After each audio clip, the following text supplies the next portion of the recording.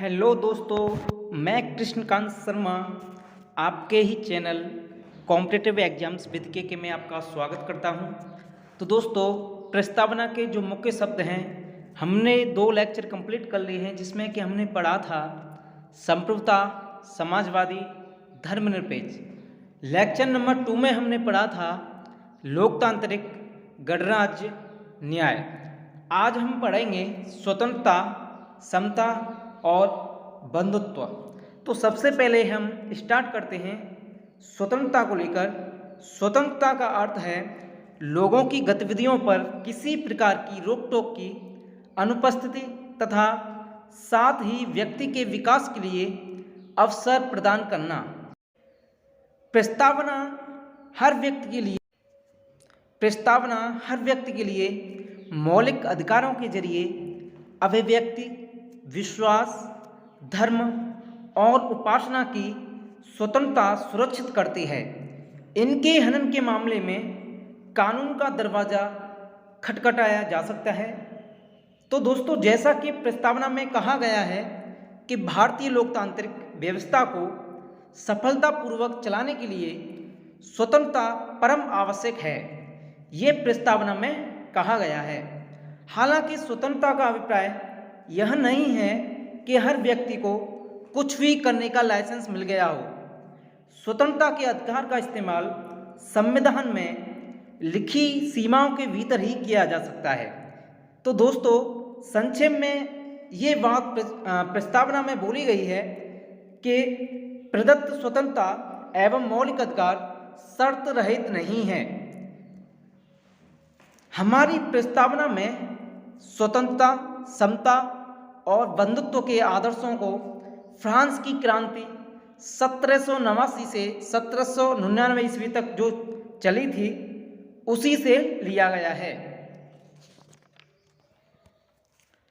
तो ये रही दोस्तों स्वतंत्रता से संबंधित बातें। अब हम बात करेंगे समता या समानता से। समता का अर्थ है समाज के किसी भी वर्ग के लिए विशेषाधिकार की अनुपस्थिति और बिना किसी भेदभाव के हर व्यक्ति को समान अवसर प्रदान करने के उपबंध। ठीक है। भारतीय संविधान की प्रस्तावना हर नागरिक को स्थिति और अवसर की समता प्रदान करती है। तो दोस्तों, इस उपबंध में समता के 3 आयाम शामिल हैं। वो हैं नागरिक, राजनीतिक व आर्थिक। ठीक है, नागरिक, राजनीतिक व आर्थिक। मौलिक अधिकारों पर हम निम्न प्रावधान नागरिक समता को लेकर सुनिश्चित करते हैं। पहला है विधि के समक्ष समता। विधि के समक्ष समता यह अनुच्छेद 14 में कही गई है। सेकंड है धर्म, जाति, लिंग या जन्म स्थान के आधार पर मूल वंश निषेध, यह अनुच्छेद 15 में कही गई है। संविधान के अनुच्छेद 15 में ये बात कही गई है। तीसरा पॉइंट है लोक नियोजन के विषय में अवसर की समता, यह संविधान के अनुच्छेद 16 में कही गई है। चौथा पॉइंट है अस्पृश्यता का अंत, जो कि अनुच्छेद 17 में कही गई है। उपाधियों का अंत,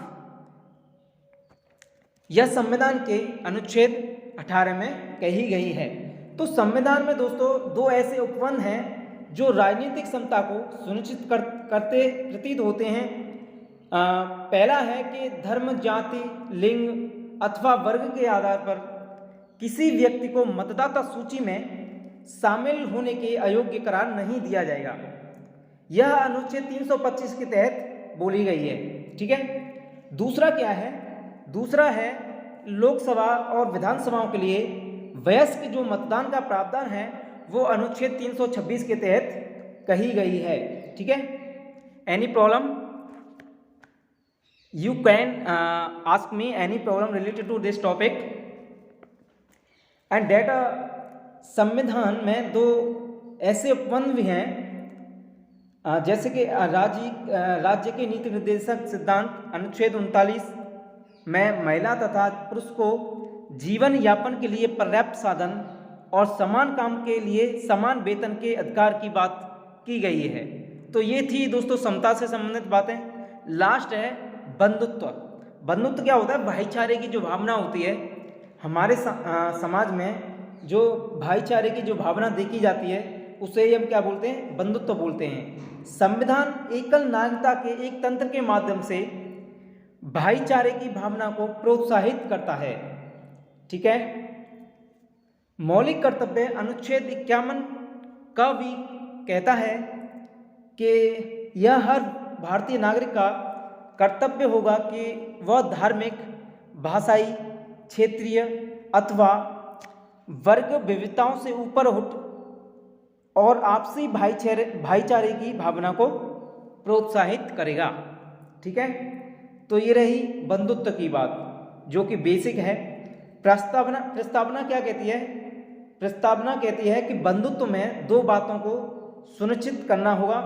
पहली बात व्यक्ति का सम्मान और दूसरी बात देश की एकता और अखंडता। दूसरी बात देश की एकता और अखंडता। अखंडता शब्द को दोस्तों 42वें संविधान संशोधन अधिनियम 1976 द्वारा प्रस्तावना में जोड़ा गया है। ठीक है।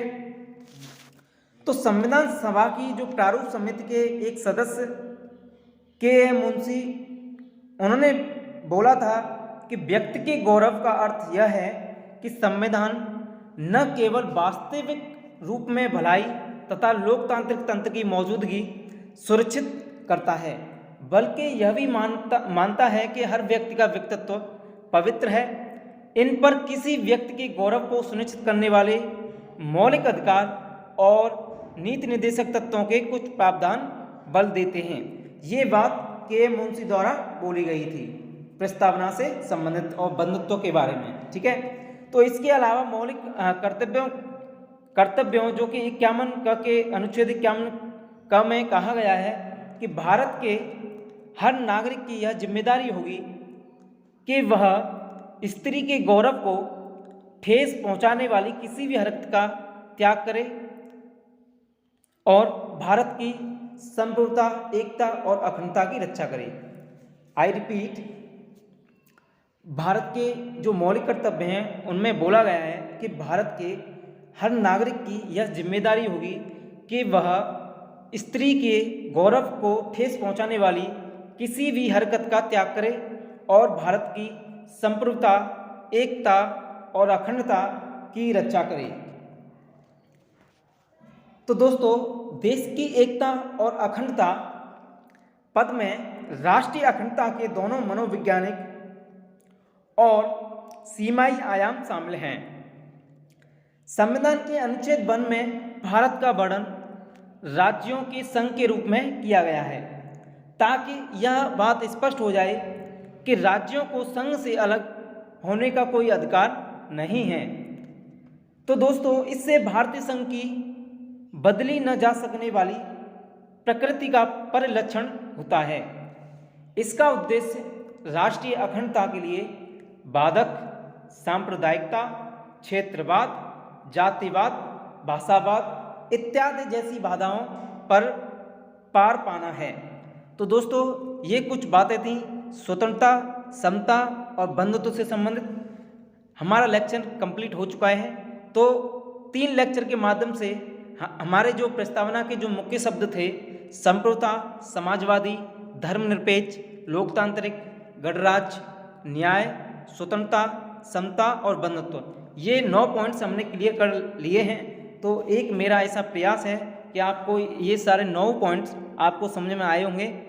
तो आप इन लेक्चर के माध्यम से अपने जो भी कॉम्पिटिटिव एग्जाम्स की आप तैयारी कर रहे हो, चाहे वो यूपीएससी हो, यूपीपीसीएस हो, एसएससी हो, रेलवे हो, तो एक मेरा प्रयास है कि इन लेक्चर के माध्यम से आपके ये कंसेप्ट क्लियर हो गए होंगे।